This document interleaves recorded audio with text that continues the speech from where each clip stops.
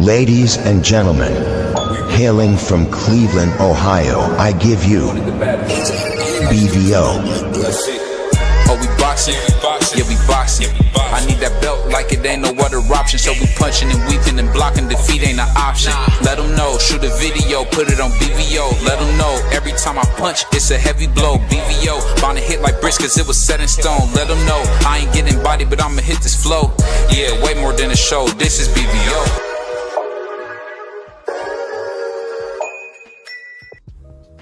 On behalf of BVO Sports TV, we would like to thank our sponsor, Raycon, makers of the Raycon Everyday Earbuds, the perfect model for premium sound with active noise cancellation to block out distractions and transparency mode to keep you aware of your surroundings. They are the ideal for your everyday needs. Just visit RayconGlobal.com. That's RayconGlobal.com and elevate your listening experience.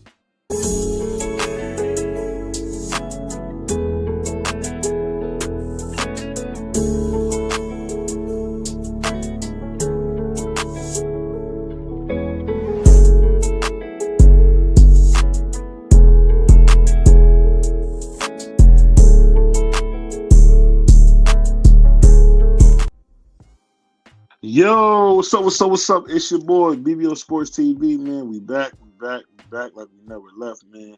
We back. We gotta talk about this, man. So, topic of the day, did Tank Davis just beat the system? I say yes. One thing I gotta say is this, as I've been learning more about the sport of boxing, shout out to my man, Brother Bernard, on teaching me the game. I'm learning one big thing, man. Boxing is nothing more than similar to football. It's a meat sport where what you can do, what you can produce is all people care about. And I tell you this, I used to say to myself, man, why don't Tank fight this guy, fight that guy? I think at the end of the day, he said something on the interview I watched today, and he said, I never wanted to be undisputed. All I ever wanted to do was be able to take care of my family. And I think that's disturbing, but I'll say this. Shout out to Tank for at least admitting who he is. And I got to give him love for that. Since my brother DP always showing love. And you know the thing about it? I think about this. When you talk about Tank Davis, man, it's a lot you can say. But you know what? I'm going to focus on the good today. BVO is going to be positive today about Tank because if you think about it, two of the belt holders at 147, he beat. That's a heck of a feat. I mean, he beat them 2 weight classes ago. He stopped Mario Barrios. He stopped Rolly Romero.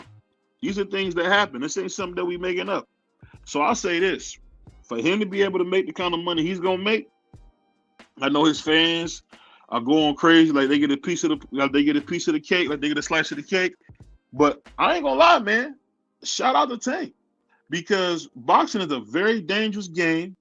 And when you meet some of these fighters, man, they can't even close their doggone hand. You think about that. You can't even close your doggone hand and make a fist. I heard a fighter say this to his coach. I'll take that back. His coach told me he said this. He said, my fighter can't even close his hand unless it's in the glove. That's from hitting that heavy bag, yo. That's from hitting that big heavy bag, yo. That's what that's from. So I'll say this, man. I got to give Tank his credit for being able to negotiate and have the right people around him to change his life. Because guess what, man? At the end of the day, whether he fight the guys we want to see him or not, hey, he didn't beat the system. He about to get a big payday out of it. If Conor McGregor can get a payday, why can't Abdul Wahid get one? So I ain't mad. But I'll bring my brother Prize in early. How you feeling, man? What's up, my brethren? Salute to the chat. Man. Salute, BP Rocker. So what you think about this, man? You know, Tank Davis about to get a huge payday, man, and I think he beat the system. What about you, man? I agree with you. He definitely beat the system. He didn't have to fight like the toughest competition in the world, but yeah, he's getting the biggest payday. So yeah, you're right. I can't even hate it. I mean, I think the first I'll say this, man. It's the first time I ever seen a guy be able to maneuver who they thought was dumb, who they thought wasn't sharp. He actually was able to maneuver through this thing and do his thing. Credit to his team. And I give him a lot of credit for that because like I was just saying, man, it's some guys, man, that told me, coach told me his guy can't even close his fist. Yeah. And when you think about that, bro, that's that's pretty intense, dog. Like you can't close Hmm. a fist. I mean, one of my favorite things to be as a youngster is slapping people in the mouth. So just think about this: if they want to slap somebody in the mouth, they can. That's the part that get me, man. So I Right. don't know, man. I just think that for Tank to do this, and I know his fans, man, they're gonna talk all they trash like they getting a piece of the cake. But Yeah. guess what, dog? This is huge, man. What he did is huge, in my humble opinion. What he did is huge, man. To be able to go in there, get this type of money, and not have to fight the toughest fight in the world. And he said something that was pretty cool. He said, this would be the first training camp I've been to where I can have some fun. What do you Hmm. think about that? Yeah, because his skill set alone is better than Jake Paul. So Mm-hmm. I mean, he's probably gonna go in camp, have some fun. You know what I mean? Probably don't gotta grind as hard as he normally did. The Tank can beat him just off of his talent alone. Jake Mm-hmm. Paul is not the talented most fighter we've seen, but he's the big box office ticket. So Tank is going to sign up. He's going to do some wrestling, and I ain't mad at him no more like I used to be. I'm over it. What's going on, Puerto Rican Free? How you feeling, man? I'm good. What's going on? Breezy, what Oh up? man, we just talking this fight game stuff. But I said this, then I bring my brother Free, and I think though the most exciting thing about this is that for the most part, Tank is doing what he said he wanted to do. He never wanted to be undisputed. He never wanted to be one of the greats. He wanted to be able to take care of his family. But So, he said he wanted to be undisputed, though. I think he Somebody just asked him said he that. wanted to be undisputed for sure. Remember I that? think he said that because he heard Black Jesus did that, but I don't think that's Mm-hmm. something he really wanted to do.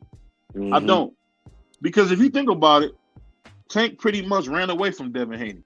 We could put it however you want to put it, but he ran away from Devin Haney, and he did the same thing to Tevin Farmer. Mm-hmm. And if people forget, at 126, Mr. Gary Russell was right there. Yep. Shakur and Tank both turned that fight down. I think Mm-hmm. the thing that we got to remember, it's a lot of matchmaking in boxing, and I'm starting to think of that. Because I was giving Shakur a lot of credit for his fight, but I had to realize, man, Willie Zepeda is tailor made for that dude. Tailor made. So he's gonna look like God. He's gonna look like he beat Godzilla because he coming forward, and Shakur gonna slip, dodge, and move. And I always say this. You can tell me if I'm wrong. Why didn't Shakur fight Jamel Herring after Jamel Herring beat up Lamont Roach? Why did he wait? It's a time and place for everything. I'll let D Free get No, in. no. Go ahead, D Free. Um, I don't know about all that because Tank Davis didn't have control of his career at that time. So I don't know if he ran away. I think Floyd and them pretty much maneuvered his career the way they wanted it to go. They wanted to make a superstar out of Tank Davis. And the way you make him a superstar is put him in front of the two biggest fan base in boxing, which is the Mexican fan base and the black fan base. So Mm-hmm. that's what Floyd wanted to do, and that's what they did. Tank Davis told you, I never asked to fight anybody. I just fought whoever they put in front of them. I never asked for none of these guys. They gave me an opponent, I fought him. So I don't know. I mean, with same thing with Bob Erm and these guys, they know what they want to do with these fighters. These fighters are their investment. So when you have promotional companies that's trying to make a superstar, a lot of people say, "Oh, these fighters didn't want to do it." A lot of times, these fighters don't have a say so of who they fight, especially early in their career. These guys are signed to a promotional company, and they're going to do pretty much what the promotional company asks them to do because they're signed to that promotional company. They Mm. want the big deal, and so these guys are employees of the promotion company. People say, "Oh no, the promotion company works for them." No, that's not how it works in boxing. Yes, the promotion company are promoters, but you sign a contract to that promotion company. You fight the opponents that that promotion company work a deal with. You can say, "Hey, I want this person, I want that person," but it's ultimately up to the promotional company to make that fight happen. If the promotion company don't make that fight happen, you ain't fighting them. So you can say whatever you want. The promotion company is the one that makes the deal. Mm-hmm. So I don't know if Tank Davis didn't want to fight these guys or whatever have you. I believe Tank Davis, I believe Shakur, they'll fight pretty much whoever they get put in front of them. Now they might say I'd rather fight this person or I'd rather fight that person, but I don't think they running away from nobody. I Yeah. don't think that I don't at that point in time now might be different. I don't know. It might be different now, but at that point in time, I don't think they're avoiding anybody. I think the promotion company is maneuvering them in a way to make them a star, to make them Yeah, a money train. I think Mm-hmm. that's what it is. Yep. yeah, I think that's a good point because when you look at it with the Tio and Shakur Sanchez fight, I don't think Shakur Sanchez want to fight Tio necessarily, but that's the fight that Turkey said he wanted to see, and Turkey said if you want to fight Willie Zepeda, you got to give me this fight. And that's the thing people don't understand, that these guys don't really get to pick a fight. And one thing I'm learning about boxing, if you got a title on your waist, that means nothing. That means you really got a boss. Because let's think about this, y'all. We seen Landis Lar, my man Lar. I always mess up his first name. That's why I just say Lar. Here's Landy. Here's Landy. Years Landy. I always mess his Here's name up. Landy with a knee. Iris Landy. Yeah. It's like ears So Landy.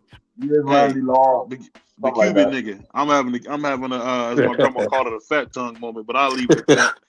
The Cuban nigga, man. We seen him have a belt for almost a year and a half, 2 years, and didn't try to unify it once.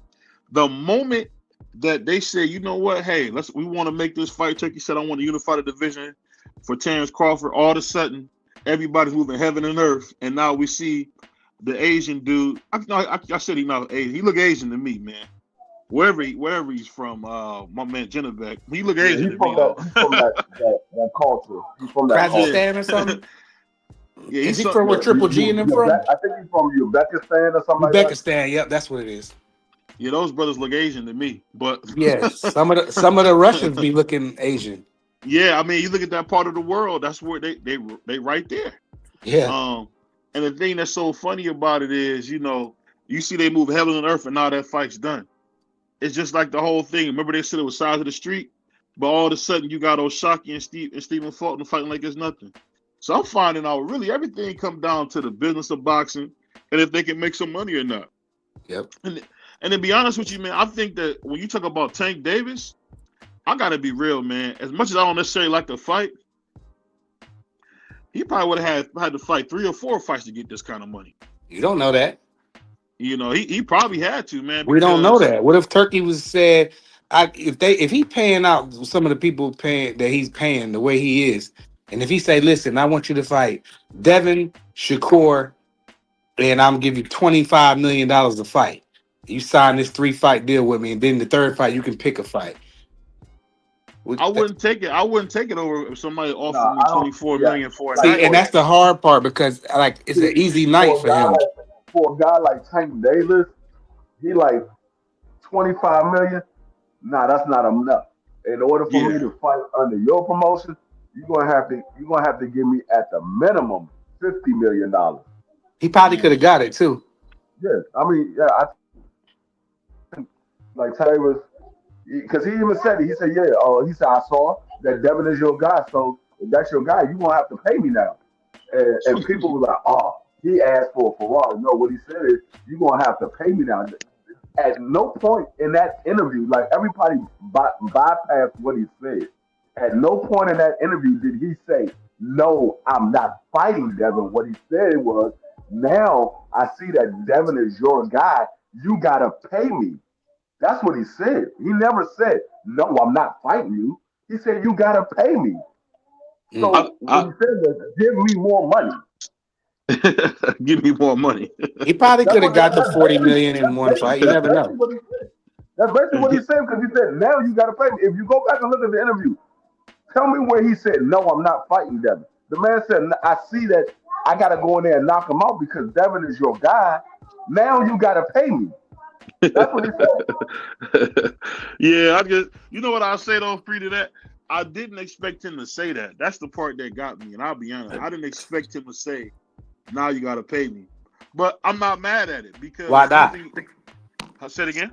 I said, why not? He trying to get paid. No, I'm just saying as far as I didn't think that was I didn't think he would do it like that. Because in my opinion, I felt like Tank had did enough in his career. Shout to my brother Juan, my favorite Boricua. What's going on, brother? I felt like Tank had did enough in his career, and you know what? I'll be honest. I thought he was getting more money than he really was. So that's my fault. And that's what happened, as my grandma used to say at the time, whenever you paper watching. That's Yeah, picture that's why I play. don't care about what their money is. I don't really care about their exact number, but like let's take brother Jalil for instance, and brother B, right? I'm not gonna be like, well, what you make, coach? I would never ask another man that. But if I know that if there's rumors that he made 3 million, 5 million, 6 million, I'm happy for them. You know what I'm saying? Yeah. I want him to get rich. I want him and his daddy to get super rich. They good brothers, man. They remind me of my son. I'm gonna keep saying it. Me and my son. I want them brothers, but I don't do all that. Oh, Tank was making 6 million a fight. He's making 3 million. I don't know what he was really making, to be honest. You know what I mean? Because I don't be checking into that like that. But I understand sometimes people do want to hear that. So I understand we have to report what has to be reported. But I'm not the one that's gonna be digging. Unless the fans like we need to know, then that's different. We'll do it for them. But other than that, I'm not clocking no brick. No, but I never did. Yeah, but you already rich. Salute the vacay bay. And Guys, you other know, brothers that don't. It's not about being rich or not. Salute, vacay. no, but you It's a, already like rich. free. Okay, So okay. your opinion don't matter. We got to hear from Juan. That's Juan's not crazy. rich. Juan, hey Juan, do you want to hear from a rich dude who already got it? That's crazy. I mean, in Prior's reality, already rich. That is but in wild. reality, right? If you really trying to get to it, you would take his advice, wouldn't you? Say it again. From If you're Prize? trying, if you're trying to get to like where Prize is at, you're gonna take his advice, ain't you? I would. No. I would ask Chico for advice. I wouldn't ask Prize for no advice. That's crazy. I wouldn't ask That's Prize nothing. crazy. That's I crazy would right ask there. Chico for advice. That's just me. That's That's just wild. me. I would He go to want the to go Don. over the head. He want to go over my head. I get it. I wouldn't want to ask no. So that's like me. That's like me saying I want to get a pastrami and cheese, and I go to the cashier and not come up to you to opt. That makes no sense, bro. I'm gonna go to the person that can get it done. That's crazy. But what you think about this whole He's thing where you sleeping got on me, Juan. what you think about this one where you got my man Tank Davis getting the opportunity to make the same money he probably would have made in 3 fights? I think he really beating the system. What you think about that? He is. Again, I said it on B3's live yesterday. I was like, no matter what, no matter who it is, if they offer you $50 million to fight Jake Paul, I don't care who you are, you taking that.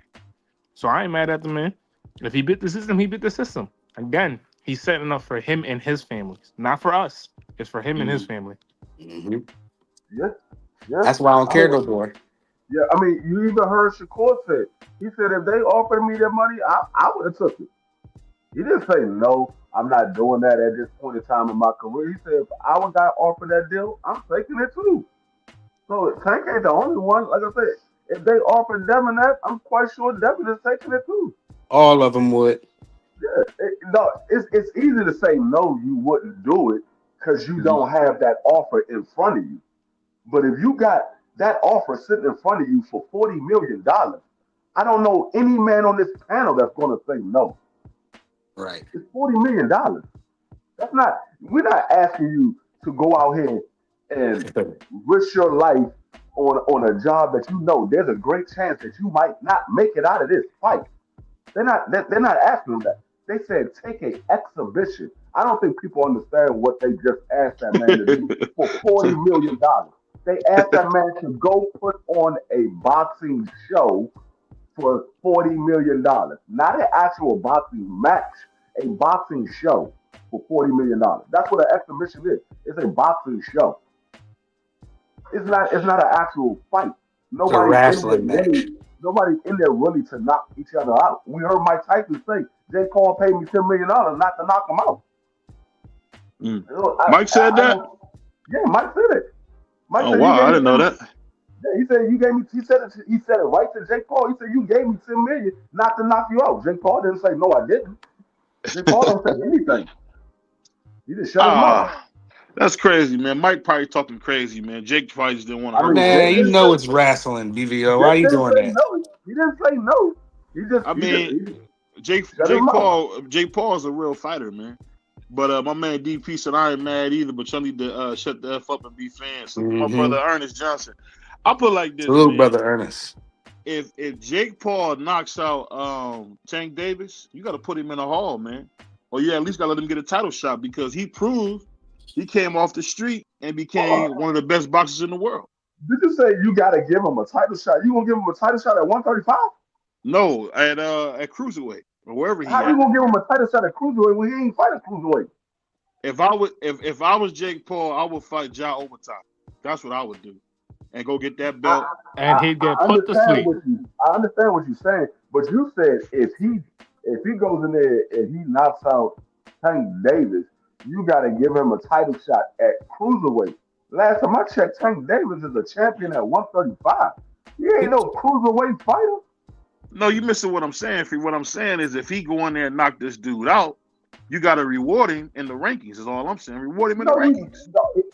No, you don't. No, you don't. In your twisted mind, you do. But in real life, no, because he's not fighting a actual cruiserweight. This is not even a cruiserweight match. This is an exhibition. Tank Davis is coming in probably somewhere around 140, 150. Jake Paul is coming in at 195. This is not a cruiserweight fight. This is a exhibition boxing. It's a wrestling match. Hold on, Ernest. Hold on, Ernest. You can't match all you want. You can't say that. Boxing match. This is not. Listen. This is not going on a record. Free. You missed it. We beat Anthony. We beat Anderson Silva. We beat Mike Perry. We beat. Who is this? We? Are you French? Who is this guy? Hell is we? Hey, y'all going crazy on the cusses, man. I've been trying to tell y'all. We beat all these guys. And I put like this. Who's this we? I'm trying to understand this. I'm talking about Team Paul. If I was Jake Paul, I would go get Zerto. I would go get Zerto. Because if you say you Team Paul, I got a question. When the hell is I'm gonna get my paycheck? Because I ain't getting no money from this damn fight. We Paul. I ain't getting no money. I ain't gonna pay. Yeah, he beat MMA people and wrestlers. Hold on. We talking about some of the greatest to ever do it. Tyrone Woodley was champion for a long time in the UFC. In wrestling. Jake Paul can go. He can go fight a MMA matchup all he wants to. In the sport of boxing, he fought literally two guys that were literally actual boxers at the current moment that he fought them. Mike Tyson is not a current fighter. That fight should have never went on Jake Paul or Mike Tyson's record. Mike Tyson is basically 60 years old. He's not a current fighter. He fought two guys. One of the guys he lost to, who's not even ranked as a cruiserweight fighter. He's not even ranked. Tommy Fury is not even ranked as a cruiserweight fighter. And then he beat some other guy that's also not ranked as a cruiserweight fighter. But you expect him, if he go knock out Tank Davis, to reward him with a cruiserweight championship. Okay, you beat Tank Davis, we're gonna reward you with a cruiserweight title fight. You're gonna fight Ja overtime. Well, he's ranked 14 in the WBA in the cruiserweight, and Gilberto Ramirez is the champion. Yeah, Jake Paul is. I'm talking about his opponents that he fought. Oh yeah. But see, you know what you're doing, Free? You moving the goalposts, and Juan is the king of this. I'll figure out Juan invented moving the goalpost. He take the goalpost and put it right in his pocket and start cooking. I didn't move nothing. You said reward him. If he knocks out Tank Davis, reward him with a title fight. I said, okay, you want to reward him? We're going to put him right in there with Dago Ja overtime. See if Jake Paul takes that fight. No, what happened if we stop Ja overtime? Which I don't think we will. Knocked out. I don't think we will. No. I don't think we will. What happens if he ducks Ja overtime? But the question is, who is this we? I'm just trying to understand. You're a wild boy, man. But I put it to you like this: like Jake Paul, the first time he stepped up and fought an actual, I guess if you want to call him a real boxer, he lost. Hold on, that was a close fight. He lost. Close fight or not, he lost. And this guy's Hold not on. even ranked as a cruiserweight. Didn't Muhammad Ali lose to a dude who had 7 fights? He Yes, ain't he Muhammad did. Ali. Yes, he Okay. did. So what? What does that have to do with the price of tea and giants? We're talking about Jake Paul. I'm just And trying to tell Tommy you. Fury is a D fighter, C minus at best. He's a Fury, so that's good. That's good enough in name I mean, recognition. But again, this is my argument with him, right? He should have fought Rahman Jr.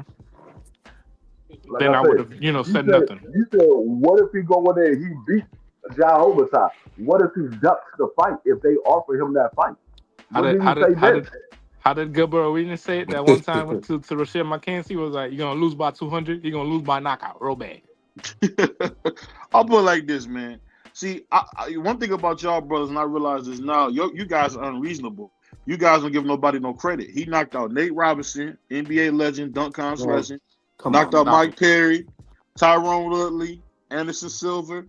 What was the one dude? He was champion in He went UFC too. he went to decision with Wrestlers. Anderson Silva. Dang, I can't think of it. No, you remember Anderson Silva had started boxing because he needed to make money. So But I just think no matter how y'all put it, y'all playing games, man. Jake Paul got to get his no, credit, see, man. If he see, go in there and this is stop the this thing. Man, This dude, is the stop thing. it. See, go this ahead. is the thing. This is how you notice the biasness that BBO have for Jake Paul. Because Oh, I got in one bias. breath, How I got bias? I'm gonna give it to you. I'm gonna show you. You tell me if this is bias. We're gonna take the names off his resume. We're gonna take the names off these resumes. We got one fighter who fought Nate Robinson, daggone Tommy Fury, daggone Alexander or whatever his name, Anderson Silva, Silva. and a 60-year-old Mike Tyson. He's about to fight a 135-pound secondary. You got another guy who's fought A nothing but washed up guys. Julio Jr. You got another guy who fought nothing but actual professional fighters, who was a unified champion, who's actually fighting to try to become another champion in another division. You take those two fighters. Which one do you say is the better fighter? Most people would lead to the unified champion and trying to fight for another championship in another division. And you would say the other guy that's fighting all these guys that's not actual fighters in the sport of boxing is not an actual fighter. When you put the name on it, you switch the name. You said one of them that fought all of these guys that's not actual fighters is daggone Deron Buzinis and Jake Paul, who actually fought actual fighters. So there we go. There we go. You would say you just Deron lost. Buzinis. You would say Deron Buzinis ain't fight nobody. You would say Jake Paul fought everybody that he was supposed to See, fight. But now that the roles is reversed, you got Jake Paul over here fighting these guys that's not actual fighters. You got Deron Buzinis who's fighting guy, and you saying Deron Buzinis ain't fighting nobody, but you giving Jake Paul praises for fighting not even actual fighters. You 5 make of it make his sense. 12 wins. if we win, B3. if Listen real we, quick, BBO. 5 of his 12 wins are people with debuts. By the way, that's the biggest hater stuff I ever heard. I mean, I'm just calling what the facts are. No, because when you be up here defending Duck Ennis, I don't say nothing. I support you. He See fights what I'm real saying? Duck people. Ennis, Duck Ennis is going. You call Deron Buzinis a duck for fighting actual fighters, but you call Jake Paul a guy that deserves a championship for fighting guys that's not actual fighters, fighting a guy that's 6 weight classes below him. But we fighting at a catchweight. So if Tank want to come up, he can come up. I hear Tank is running around here around 160, and he looks absolutely Fighting, shredded. so you don't mind Jake Paul fighting a guy that's 6 weight classes below him, but you have a problem with Tank Davis fighting a guy who's moving up from 130 to the next division. You have a problem with that, but you don't have no problem with Jake Paul fighting You a say guy. you move the goalpost. It's not about. No, It's not about Tank. I'm giving you literally about what's Jake. going on. I'm giving you literally what's going on. What you said. You had a problem. Y'all with. said You had a problem we haven't with Tank fought no. Davis fighting somebody that moved up 1 weight class. He moved Well, up one weight Let me class. say this. But you have Y'all said we no didn't fight problem nobody. with. You Y'all have say we didn't fight. Y'all say we don't fight nobody. No. But we go up and get a dude off the pound for pound list. Y'all That's can't what we talk did. at the same time though. No, you're not gonna skip over what actually happened. You had a problem with Tank Davis fighting a guy that was 1 weight class below him, but you have no problem with Jake Paul fighting a guy that's 6 weight classes below him. But this is what you do, Free. Because you're a smart guy, you try to use your propaganda to kind of confuse the people. The thing is this. Not the They said, propaganda. hold on. I'll let you speak. I'll let you speak. Go ahead. You're a brilliant guy. So you came up here and you just lied to the people. And you did it in such a way people would think that you telling the truth because you speak with so much authority. But you lied to the people. The fact is, they said that we haven't beat nobody, we ain't fought nobody.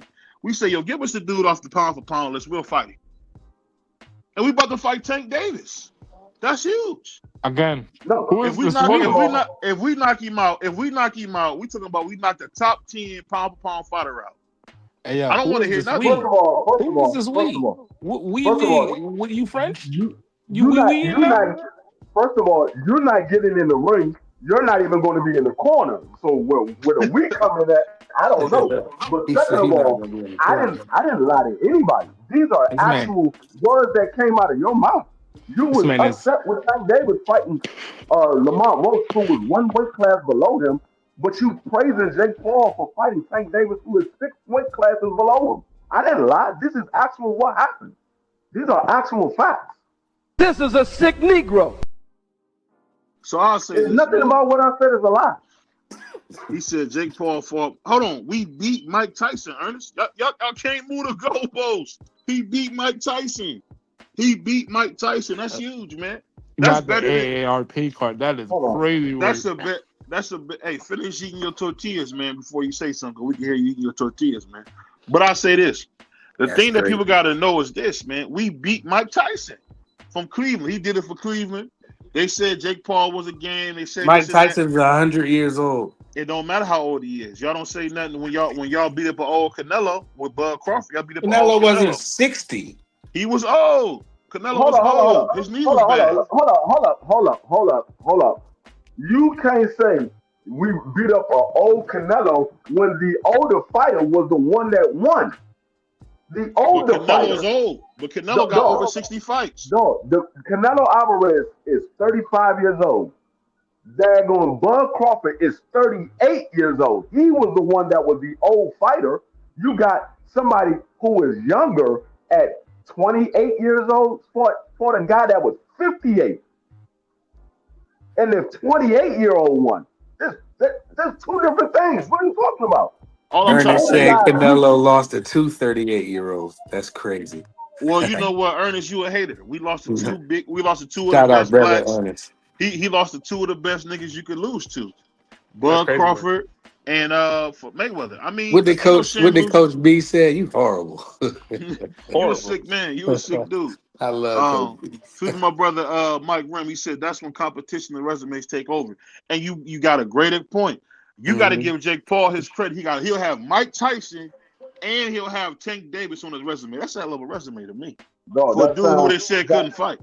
no, that sounds crazy as hell. You got Mike Tyson. You literally a fight apart or two fights apart. You fought Mike Tyson, and then 2 fights later you fought Tank Davis.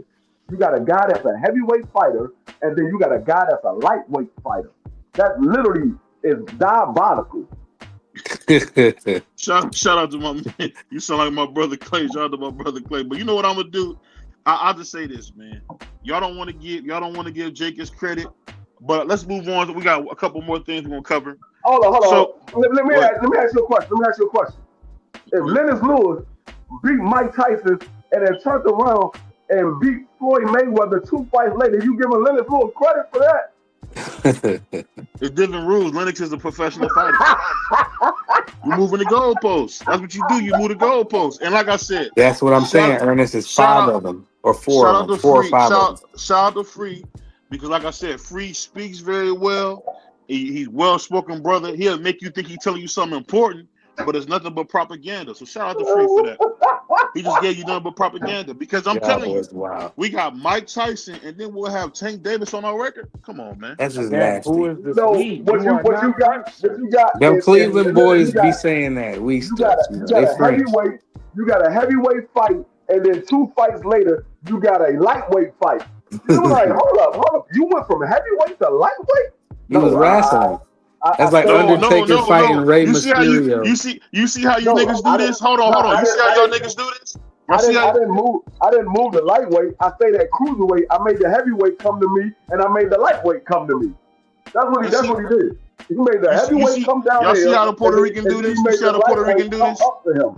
This is exactly what the Puerto Rican is doing. He don't want to give Jake his credit because Oh, if well, I'm Jake not is giving him able to no knock credit. out, well, if we first off, it's not a Puerto Rican, all right?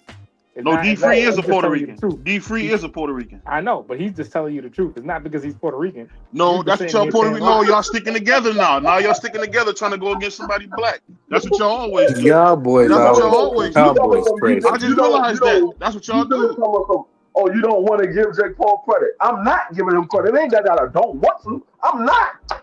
He I'm didn't knock. Supporting another black man making millions and millions of dollars, so I'm proud of you, no matter what you think. And I mean, all I can say He is didn't knock out Nate Diaz. That was crazy. all I say is this, man. Y'all pickle pulling and y'all choose. Y'all pick and choose who y'all want to have, man. But we got one of the craziest brothers in the world on here, man. Insane. This brother is a nut job. What's going on, man? How you feeling, Ben Sang? Oh, I'm definitely good, but that's crazy that you would call me a nut job and not an intelligent young man. But I Yeah. understand, I understand what lane you want to be in, so I understand why you get the takes that you take. Hold on, Uh, 1 second. Hold This on, is hold a on. sick Negro. But what you think about we got two brothers going against Jake Paul from Cleveland, the beloved Jake Paul. You know, he about to beat Tank Davis and he beat Mike Tyson. Will you give him credit if he beats Tank Davis? you want me to give you my honest opinion? Go ahead. Shout out to DP Rocker first. I want Jake Paul to annihilate Tank Davis. Mm. Break. I want him Go to ahead. Go break ahead. through Get his tight. mouth guard and knock all his teeth out and break them. Mm. Wow. Tell him why you mad. The Wow. nigga's Tell a these niggas why duck. you mad. He's a duck. No, hold on. Let me say this first.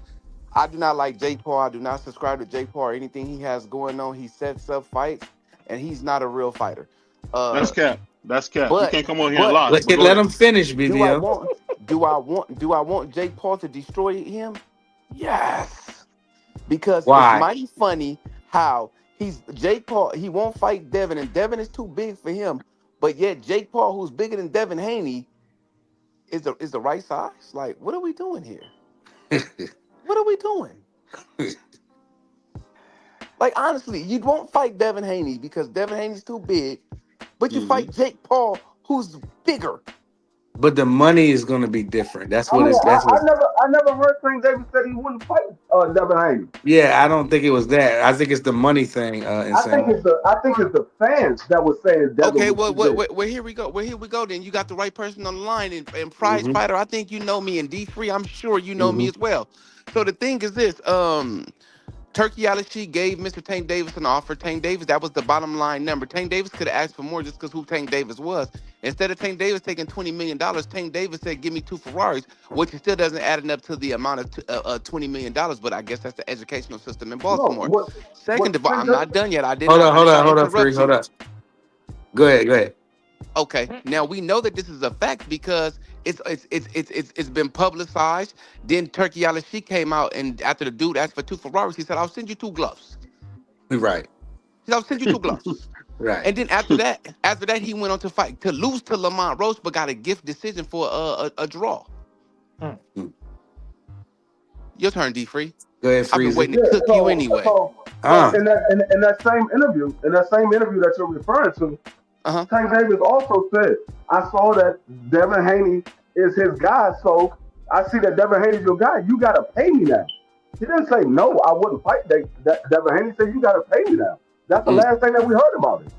Okay, that's not true, D Free. And let me go and fire you up here. What he said in that same interview was Devin Haney is his guy, and he know he can if he didn't get the knockout, he wouldn't get the win. Now he knows that he has a big enough name, just like Bud Crawford had a big enough name, just like Canelo Alvarez, Deontay Wilder, Tyson Fury, and Alexander Usyk had a name to say, hey, no, I don't want this, I want this. So if he's giving Teofimo Lopez $11 million to fight Boots Ennis, and Javante Davis is a mega superstar, how much you think he'd have gave him? He could have went in there and asked for $40 to $50 million, but yet he did not.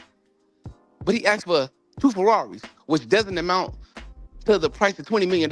But I guess that's the educational system in Baltimore. But yet he did say that's his Muslim brother, and he knew if it went to the decision, they was going to give it to Devin Haney, so he needed a knockout. They both Muslim. All three All of of them are them Muslim. Muslim. All Devin, three of them. Turkey, and Tank are Muslim. Yes, It's Muslim. but Tank did say that, and it's on the record. D3, it's your turn. Yeah, he did say that. He did say that. At the D same Free said time, the exact same thing you said though. Go ahead.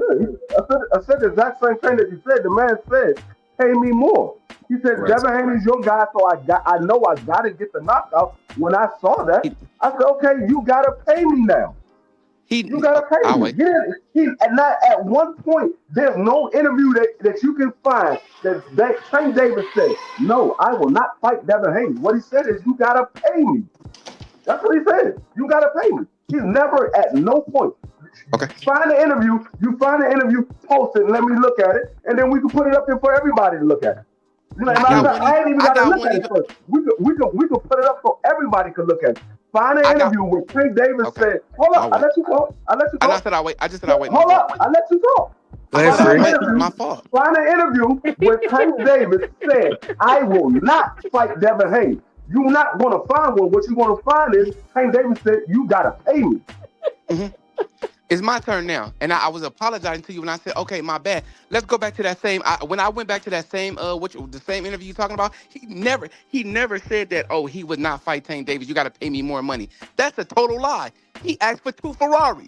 You are sitting on here lying, and we can go pull up the article. We can go pull up the receipts right now. If BVO, can you please pull this up? Because I don't know who D3 think I am. I don't know who D3 think But I it's am. saying he already said that though. No, I never denied that. He said that. He said, "You got to pay me." No, he never said pay me more money. He never said you have to pay me more money. He never said that. At the end of that interview, insane. At the end of that interview, just to be fair, at the end of that interview, he did say you got to pay me more. I never. I've heard the interview. I heard the He said, interview. "You got to pay me."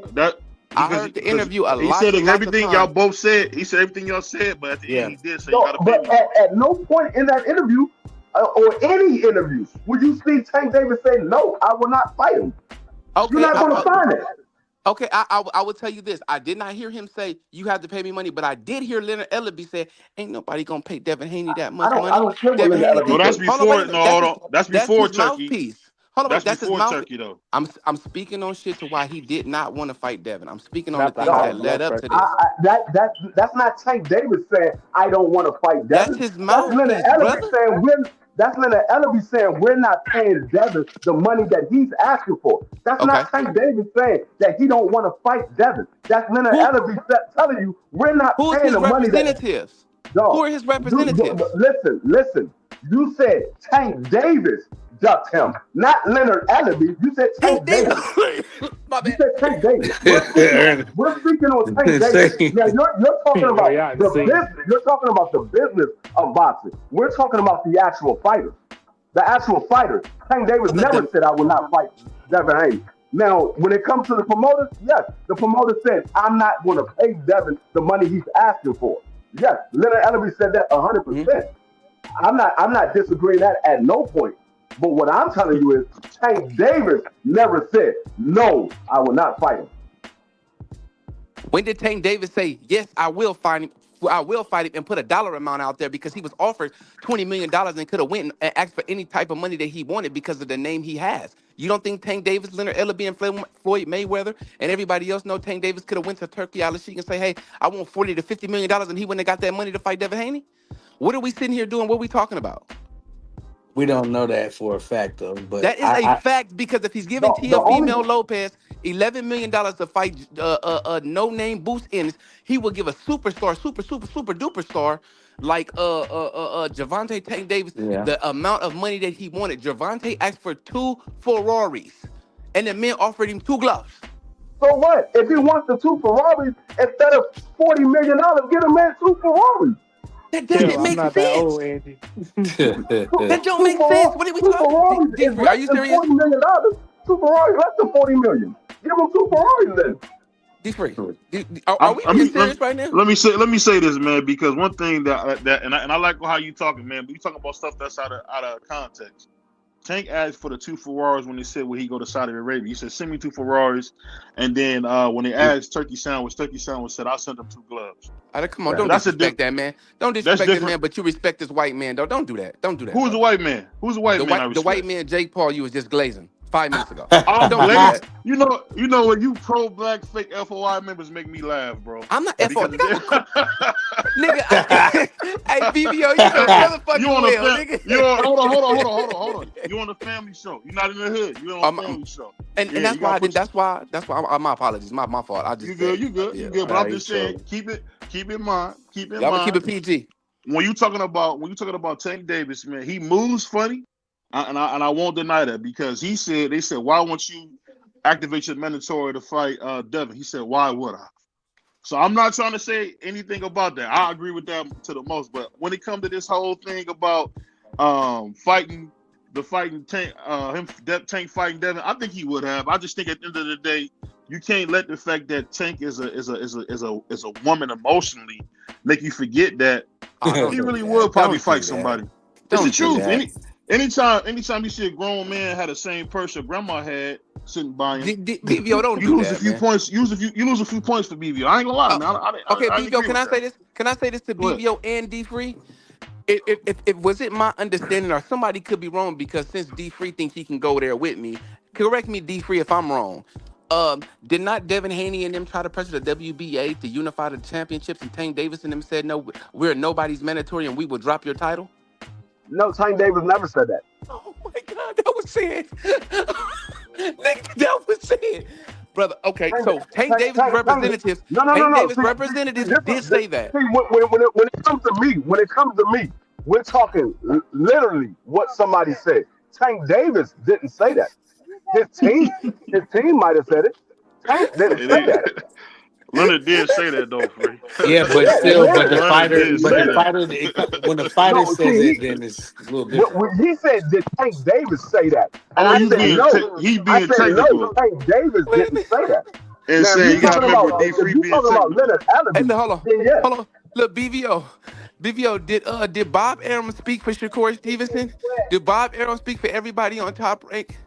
Bob Arum speaks for everybody on Top Rank, and I'm pretty sure Tom Brown and Leonard Tom Brown and what's the guy name that runs I'm forgetting his name right now. The Leonard mogul. Ellaby. No, the other one. The head guy, PBC, the head Al guy. Heyman. Al Heyman and Tom Brown. They speak for their fighters, correct? So when Al you Heyman when don't you say hire nothing. when you Al hire don't when say you hire nothing, but I know what you mean. when you hire representation, they speak for you, right? When you hire your representation, when you go into Yes. the courtroom, you hire your lawyer. He speaks for you. That's what Leonard Yes. Ellaby does. He speaks for the fighter because he hired him to do that. Why am I But paying Tank, you if you're not Tank, going to but say it's what I want you saying, to say? but Tank already said, you know, if No, you ain't hear it from, hold on, Free. But Tank already said, if you ain't hear it from me, remember that when he said, if you don't hear it from me, remember that he put us on with that. Oh my God, y'all get this. Yeah, but Leonard said all that stuff he said though. Bro. Leonard is a businessman. He's supposed to say that. Leonard is telling you what Tank said. Like he's giving you Tank Well, why Davis did words Tank get on his because Instagram and delete it? And he said that if you ain't hear it from me, then you ain't. I forget the rest of the tweet, but he was like, if you ain't hear it why from he me, deleted it? because he always tweet and delete or Instagram and delete. You know this. BVO, did he have his nails painted when he had that grandma purse on? I don't know if he had his nails painted. I know he had on that that coat that I would buy my daughter. I mean, I That's don't know where he crazy. had that. Okay. Did Hold everybody here? on, Prize. You wouldn't buy your daughter that kind of coat, a colorful With fur. that pink fur? Yeah. Hell yeah. That's a nice cotton candy. Lord. Did y'all remember when Tank Davis did the tweet and delete, which I wish he didn't, but we all captured it, when his fans was, bigging him up for years, and Tank Davis said, whatever, no, you saw for fake fans or whatever. Remember when Tank Davis did that? That's how he feel about you. And KO was his biggest fan. Who? Don't Hey, worry we about ain't it. gonna do we don't do no worry about it. dissing over here, bro. Don't That's say no why names over here, man. And I let I it go. got you. And we're I got past. I it. But I'll got say- you insane though. You right though when what you just said. He's That's a good debate. BVO I and like Leonard got that. the same goals. Like I Where said, is D3 I have at? no Ernest is problem out of with control. I have He no is out of problem. control. I have Somebody no say problem. something to Andrew I have before no he problem needs to start agreeing to jumping in what too. you said about what Leonard Ellerby said. But you said, did Tank Davis say? No. And when you want to go to the legal form, somebody who's actually been in the courtroom and talk legal talk, when you have somebody that's representing somebody, yes, they represent somebody, but when that person is standing there, now that person is speaking for himself. Yes, somebody can speak for you, but they're not speaking as you. They're speaking for you. Now, Beef. when Tank Davis was asked the question, Tank Davis never said, no, I won't fight him. Tank Davis said, I see that you gotta pay me now because that's your guy. You gotta pay me now, is what he said. He never What? said, no, I won't fight Devin Haney. He never said, no, I won't fight Shakur Stevenson. I'm sure He if they said, would have why He gave would did Tank fight? say Davis He no. $40 gave million him But let dollars, he me, would have $40 but let million. me, fought. let me say, let me say He this would have real fought quick. Let any me of say them. this real quick. I understand my man Ernest got a bad foot, so he a little irritable, man. But we ain't worried about it, man. We ain't worried But about it. I know you got a bad Yo, you- foot and you trying to get That's yourself wild. together, man. hey, But I say D this. free. Okay, go ahead, BVO. My fault. No, I just say this, man. No matter how you put it, man. I feel like the Tank Devin talk is not even worth having because we all know Tank Duck Devin. It That's a ain't fact. no thing at this point. But let me ask y'all that. Let me Yeah, ask y'all this. What y'all think about this Laura versus Jinderbeck fight? I Janabek, can't Laura wait. Janabek. Go I got ahead. Jenna Bay. I got Laura.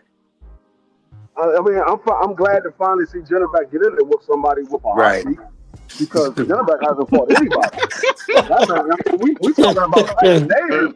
Jennebeck can't hold a pistol to Tank Davis' resume. That man hasn't fought literally nobody. Hmm. That And division people weak get this though man too. praise. People get this man Jennebeck praise like he's been fighting killers his entire career. This man Yeah, it's crazy. literally fought nobody. You can't name anybody that Jennebeck fought unless it was his last fight and you watched it. Well, he made Demetrius Andre run, so I give him credit for Stop. that. What? That He division weak ran. though.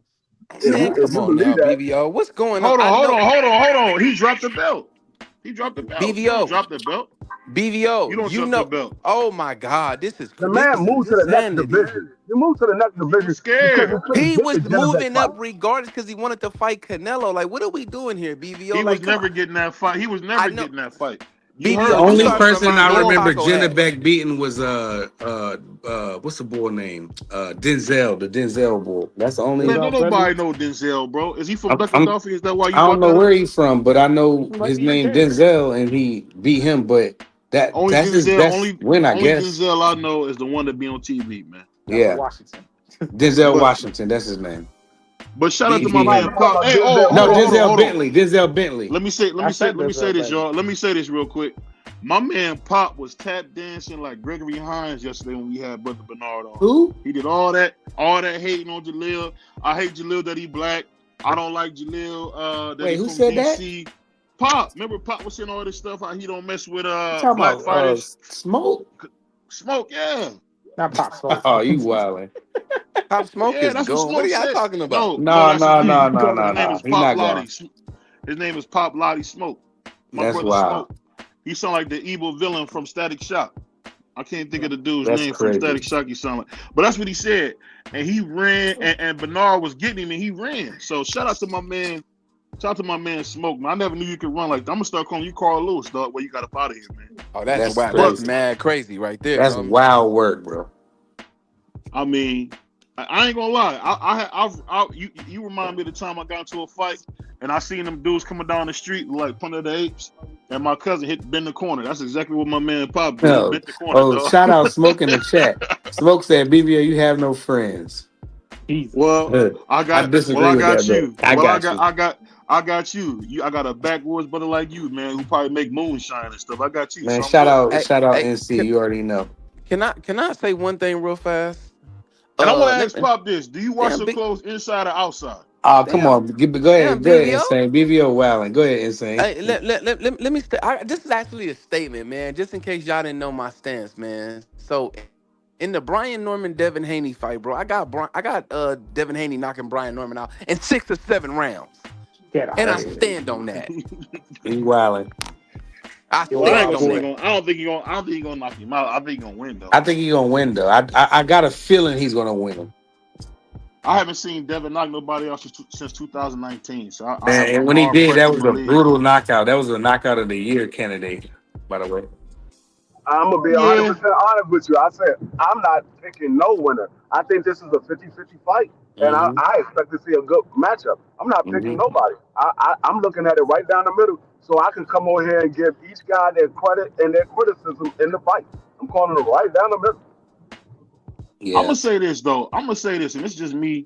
I give Brian a lot of credit because I wouldn't have took this fight because I don't think Brian, and I know Senior get on me, that's my brother, but he hasn't really fought anybody like Devin. I But mean, he got better though. I wouldn't say Sushi Not fighting or Jen Psaki. not fighting him, and definitely. I mean, when I seen what happened with Buka Chica and Randall, it let me know that he has some room to grow. And I get everybody want to say different when you make a critique. At the end of the day, I just think that this is really not a good fight for him. He didn't make them same mistakes, And BBO. BVO is a hater, so you already know you got to take it like, man, what he's saying. But BVO saying that, come on now. Oh, I'm a hater, man. Stop But it, man. BVO Stop loves it, Devin Haney though. No, he does not. He is a What? constant hater. When I first met, But he never encountered picks against BVO, him. He was talks a lot of hating. ish, but he never picks against him. When I first ran into BVO, he was hating on Devin Haney on Drew Titan show, and I cleaned him up over there too. You clean me up. I'm about to have a crab boil, man. You keep talking crazy. Damn, that's how you do me, BVO? Like that? I thought this was come on, bro. Hey, What we doing it's here, a family show, man. See, you gotta remember BVO is smart, so I can me. swing. I can swing without being But crazy. you dissing me though. So you know what I meant when I said we want to have a crab boil. But shout out to you, I know man. exactly what you meant. That's what I'm saying. I don't know why would you say that to me. That's crazy. That's crazy. Well, go ahead, man. We gotta have some fun, man. Go ahead. So I cooked BVO on Drew Titan show. You know what I'm saying? I'm gonna cook D-Free. I can't wait to catch D-Free in the graveyard. What you trying to say? Well, D3, hold on I'm gonna now. bury him. Why you keep coming for D3? What is it this thing with you with D3? Bro. Hold on, know, bro. wait. You already, You right? No. You right? Everybody You must want to Hold on, smoke with me. Hold on, Free. I'm your lawyer right now. What is it No, against no, my I client? don't need no representation. I don't need no D-Free, representation. I don't got no issues with you. This man won't smoke with me. I'm right here. I'm right here. I don't need D-Free, nobody. D-Free, I don't want no problems with you. I want smoke with this man since he want to Hold take on, up for you. No, you're not about to switch. You're not Matter of fact, that, I want man. the whole panel. How about this? How about all of y'all against me? Let's pick a topic. That's crazy. No, let's man, pick a topic. You're not gonna make it. But let me be moving on. Let me ask you guys this real quick. This is Jake Paul. This is Jake Paul going against John Obertai. He wants to fight nobody and act like he's fighting everybody. Obertai knock him out. Obertai is knocking him out in the first round. He was calling you Jake. He was calling you Jake Paul. He said, "Yeah, basically." Obertai." Yeah, don't worry about it. As long as the money long, I ain't tripping. Hey, yo. Money long. Whoa, You know what I'm saying? whoa. What? What's the? I said as long as the. Did it? I said no did it. I say no did it. No did it.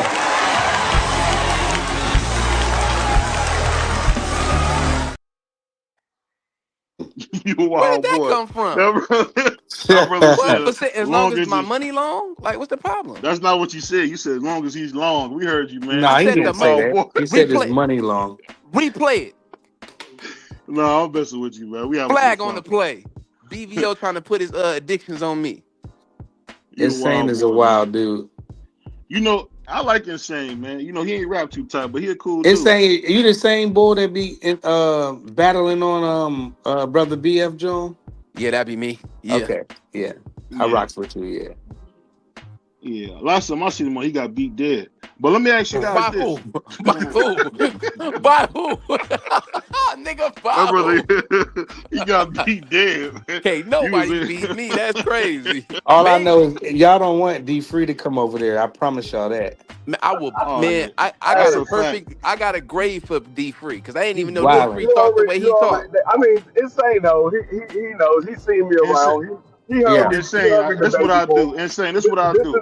This is the thing. Hold on, Free. Let me Everybody do wants a piece of D-Free because D-Free is one of those dudes. You're right. I believe that. That's what I do. Insane. Let me try this since you're talking big stuff.